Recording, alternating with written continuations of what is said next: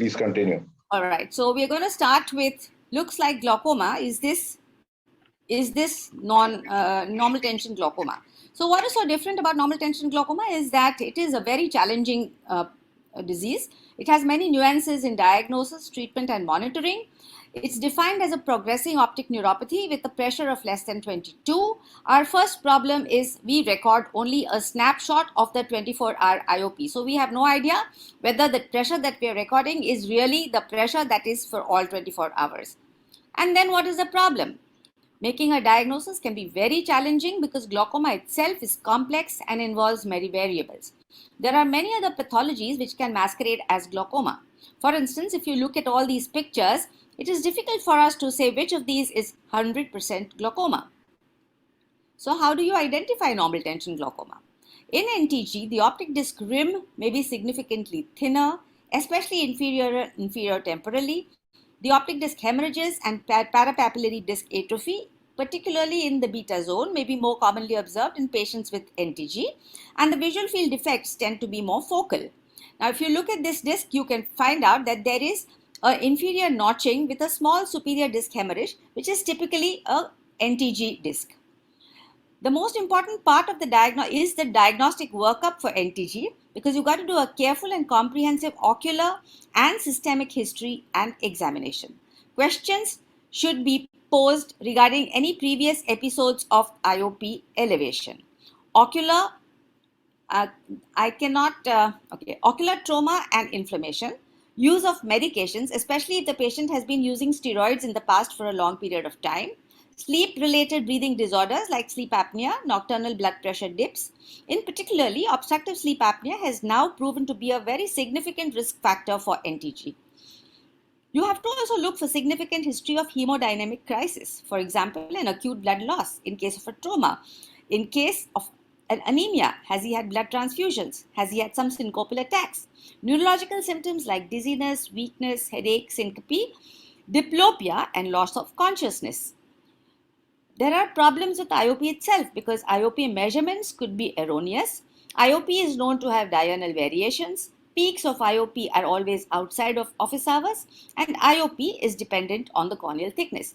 So you might be recording an IOP which is seemingly low, but which is actually not low. So you have to take into consideration all of these things before you decide that it is an NTG. The intraocular pressure should be less than 21. The defects are focal. There could be a focal notch, an optic disc pit, a visual field defect close to fixation, or a disc hemorrhage, often associated with vasospastic disorders like migraine and Raynaud's, and may be associated with nocturnal hypotension or sleep apnea. There are common masquerades which look like NTG, and these include compressive or infiltrative lesions of the optic nerve, previous ischemic optic neuropathy, both arthritic and non-arthritic. There could be congenital and hereditary optic neuropathies. There could be post-traumatic optic neuropathy, inflammatory and demyelinating optic neuritis, and high myopia. Many disc anomalies like optic disc hyperplasia, optic disc pit, drusen, myopia quite often resembles glaucoma, and optic discs which show more pallor than cupping like in AION or in neurological pathologies do look like glaucoma. And here are pictures of various masqueraders, and if you just have a one ballpoint look at these discs might be very confusing and you might be tempted to call them glaucoma. So you have to be able to differentiate a glaucomatous disc from a non-glaucomatous disc. In a glaucomatous disc, you normally have polar notching. The pink rim, if it is present, might be seen. There could be a rim obliteration. There is definitely less pallor, and there could be a peripapillary halo. Whereas in a non-glaucomatous disc, you would have more pallor. Rim pallor is really marked. It could be associated with other findings like less vision and vascular changes. Now, in chiasmal compressions, that is the intracranial space-occupying lesions which give rise to chiasmal compression could be pituitary adenomas, craniopharyngiomas, supracellular aneurysms, or meningiomas. Many such tumors will be present in patients who are younger than the average glaucoma patient. So patients with compressive injury may show visual field defects which resemble glaucoma with acute or nerve fiber bundle loss and shallow optic disc cupping. The optic nerve pallor is in excess of cupping, particularly of the temporal rim. And neurological defects that are seen in this fashion, a vertical step defect in the visual field, should alert the clinician of a possible compression or an infiltration, as should also a central scotoma or decreased acuity. Now, these are various lesions that look like glaucoma, but if you look at the color vision, that might give you an acquired loss of color vision, might indicate a neurological condition such as an optic neuropathy. The presence of an RAPD may also indicate a neurologic disease. Now, this is a case of a 47-year-old patient who comes for a routine checkup with best corrected visual acuity of 6/6 with pressures which are normal. The anterior segment is normal. Both eyes show you temporal pallor. The visual field shows you a bitemporal hemianopia, and on an MRI, a pituitary adenoma has been picked up. Common mistakes that we see is old ischemic optic neuropathies. They may present with a nerve fiber bundle field loss if seen after the swelling resolves. Now look at this patient who had come to us with a disc swelling to start with, and after the disc swelling had gone on, 3 years later when we saw her again, this was what her disc looked like, and this is the kind of the visual field defect that we saw. Now here is a patient who comes to us with a history of diminished vision. She noticed since a couple of months that she also had an occasional headache.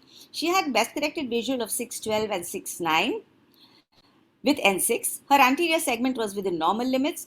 Her gonioscopy showed us wide open angles and her pressures were 20 and 18. But when we did her perimetry, we saw this defect and hence we got her scanned, and this is what we found, a pituitary adenoma. Marked neural rim pallor in excess of cupping, marked focal arterial narrowing near the disc, history of acute loss of vision with headache, jaw claudication, weight loss, anorexia, and fever is common in an anterior ischemic optic neuropathy. And the involved eye may also have an altitudinal pallor without cupping but with retinal arterial narrowing, such as is seen over here. There are other mimickers like autosomal dominant optic atrophies, optic nerve head pits, colobomas, optic nerve hyperplasia, Leber's hereditary optic neuropathy. All of these can mimic glaucoma, and a careful history and the duration or progression of the clinical findings are normally helpful clues in establishing the correct diagnosis. This is what a Leber's looks like, where you have hyperemia, you have an elevation, there is a thick peripapillary retina, and there is peripapillary telangiectasia with unexplained visual loss. Now, this is an optic disc pit. You can actually identify the pit very easily, but if you look at the field, it almost mimics glaucoma, and if you don't search for the pit, you might miss it. There are optic disc colobomas, there is a morning glory syndrome, there could be an optic disc drusen, there could be a hypoplasia of the optic nerve, there could be a myopia. And in myopia, the best thing to do is to look for optic nerve head changes over time, over the fundus, look for the macular changes seen on an OCT and see if the visual field changes are progressing. If it is not so, then it is more likely to be just myopia. There could be methanol toxicity, wherein you see a young male who comes with a sudden loss of vision after ingesting alcohol. Old non-progressive glaucoma is something that you have to look for, because there could be a patient who has had either a burnt out pigmentary glaucoma or an old steroid responder or an old uveitic glaucoma where the defect is left forever, but it is a non-progressive disease. And if you ask for the history and if you do a good slit lamp examination, you will be able to know that this is an old burnt out disease. In conclusion, not all discs which resemble glaucoma are actually glaucoma, and not all eyes with normal pressures mimicking glaucoma are glaucoma. Taking a detailed history, doing a good comprehensive examination speaks volumes in terms of diagnosing normal tension glaucoma. Thank you very much for your time.